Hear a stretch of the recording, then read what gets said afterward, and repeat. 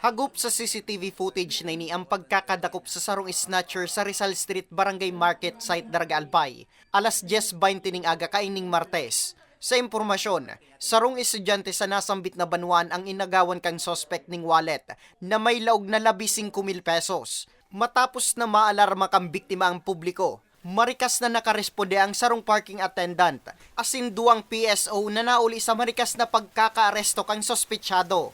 Tulos manining na-turn over sa kapulisan. Hindi ko man ito mareparo kundi nag-sarulyo sa sakuya, nag-agad na siya ng patabang, nailing ko man sana, nag-atarlaga na. Ngayon, wala man sa isip ko na kung may ano man siya ng dara, basta dinakop ko na lang siyang diretso.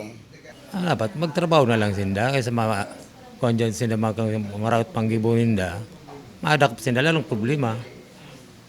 Trabaho lang sinda. Ako malago na trabaho. Doon ko siya nakita kasi kilala ko na second time ko na nga siya nakita doon.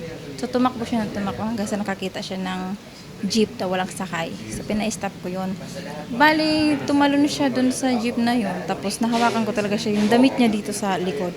Ang problema talaga, malakas talaga kasi lalaki nga yun eh. Ning nakapiglas pa din siya.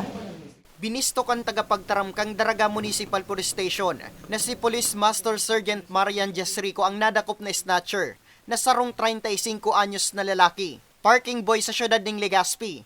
Asin residente kang Zone 1 Concepcion, Pequeña, Naga City.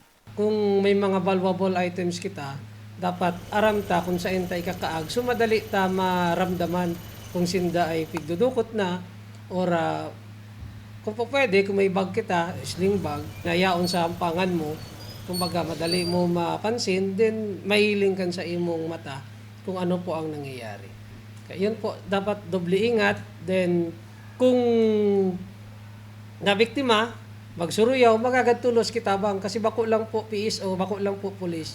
Ang sa tuyang mga kababayan dyan sa Sentro Candaraga, willing po yan magtabang. Sa presente, nasa kustodiya pa ini kang Daraga MPS para sa magkakanigong disposisyon asin dokumentasyon.